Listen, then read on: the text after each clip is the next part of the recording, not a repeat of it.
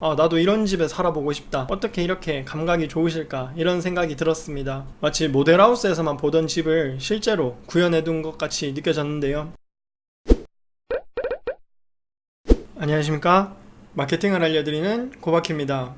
블로그 이웃이 많은 분, 1일 블로그 방문자 수가 많은 분, 블로그를 통해서 수익화를 잘 이루는 분들을 소개해드리는 파워블로그 분석 시리즈 5탄입니다. 오늘 제가 소개해드릴 분야의 블로거분은 홈스타일링, 인테리어에 관한 블로거를 소개해드리려고 합니다. 단순히 집 인테리어를 해주겠다는 블로거가 아니라 홈스타일링, 즉 우리 집을 꾸미는 방법을 알려주겠다는 블로거분이신데요. 1만 명 이상의 이웃 구독자를 보유하고 계시면서 방문자들에게 직접 집을 이쁘게 꾸며볼 수도 있도록 홈스타일링 방법을 알려주거나 혹은 직접 하기 힘들다면 인테리어 의뢰를 받아 도움을 주고 계신 블로거분이십니다.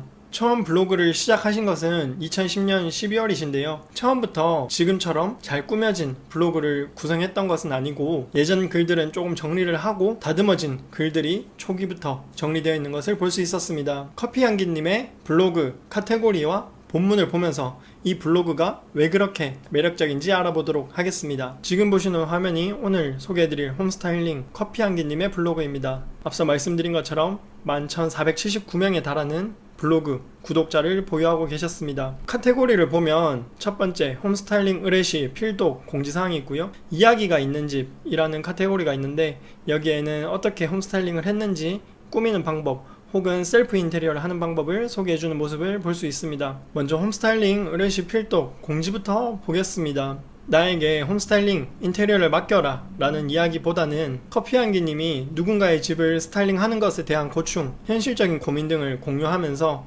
이성과 현실에 대해서 솔직한 마음을 표현하고 계신 글을 볼 수 있었습니다.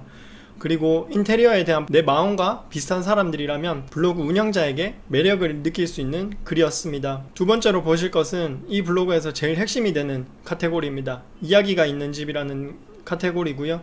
여기는 커피향기님께서 지금까지 작업하신 아파트, 주택들에 대한 인테리어 스타일링을 볼 수 있는 글입니다. 글과 사진을 보면 이 블로거분의 취향이나 스타일, 실력을 볼 수 있는 이미지와 글들로 구성되어 있는데요. 저는 이 블로그를 보면서 나도 이런 집에 살아보고 싶다. 어떻게 이렇게 감각이 좋으실까? 이런 생각이 들었습니다. 마치 모델하우스에서만 보던 집을 실제로 구현해둔 것 같이 느껴졌는데요. 전체적인 시공 내용은 사진과 글로 정리하고 일을 진행하면서 고객과 소통한 후기나 소감 등을 컨텐츠화해서 올려주고 계셨습니다. 그 예로 쌍둥이 8살 아들의 방을 꾸며줬던 이야기를 해주고 계시네요. 특히 특별했던 점은 커튼이나 친구들을 부모님의 취향에 맞추는 것이 아니라 아이들에게 마음에 드는지 컨펌을 받고 진행했다고 이야기합니다. 지금까지 60여 개의 작업물을 올려두신 모습을 볼 수 있는데요. 사람들이 가장 궁금해하고 관심있게 볼만한 메뉴였습니다. 의뢰를 받아 홈스타일링을 진행한 집들의 사진을 공개하면서 컨셉을 어떻게 잡았는지,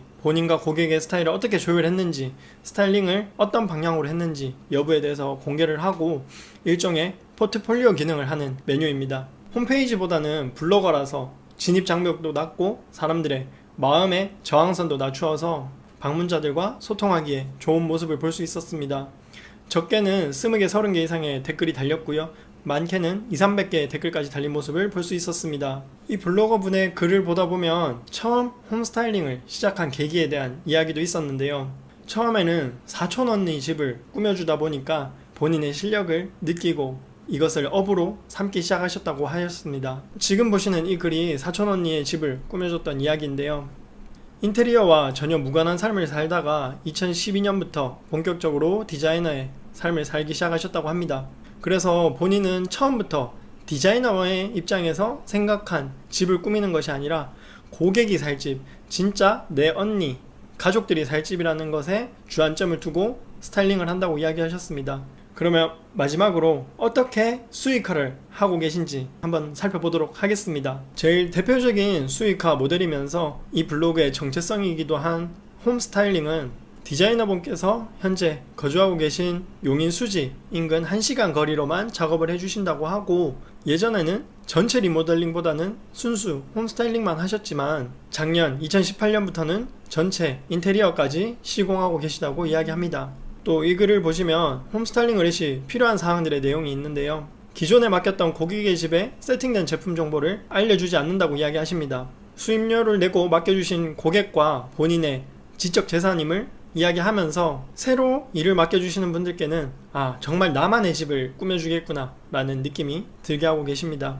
그래서 이런 문의사항을 정리해서 네이버 톡톡을 통해서 문의할 수 있고, 다음으로는 최근에는 진행하고 계시지 않지만 친환경 페인트 브랜드 벤자민 무어의 명예작가로 활동하기도 하셨습니다. 홈스타일링과 페인트는 뗄 수 없이 가까운 사이입니다. 특히 이 블로그를 통해 인테리어 정보를 얻거나 스타일링을 의뢰하는 사람들은 대부분 주부분들이 많으실 텐데, 친환경 페인트 벤자민 무어의 브랜드 명예작가를 한다는 것은 의뢰인을 생각한다, 혹은 이렇게 좋은 제품을 많이 활용한다 라는 신뢰감을 줄 수 있고, 업체 입장에서는 본인들의 상품을 소개할 수 있는 자리였을 것입니다. 앞서 소개해드렸던 파워블로거 분들과는 수익화 채널이 다양하지는 않았습니다. 하지만 이 디자이너분의 경우 한 명 한 명에게 집중해서 큰 수익을 발생하실 수 있을 것으로 생각되고, 결국 제일 핵심은 디자이너분의 철학이나 실력, 포트폴리오가 중요하기 때문에 이런 부분들이 블로그에 잘 구성되어 있는 모습을 볼 수 있었습니다. 저는 이 블로그를 보면서 이미 기존에 알고 있던 이야기지만 한 번 더 상기하게 된 것이 있었습니다. 바로 가정주부라도 직업이 없는 누구라도 블로그를 통해서 수익을 얻어낼 수 있다는 사실입니다.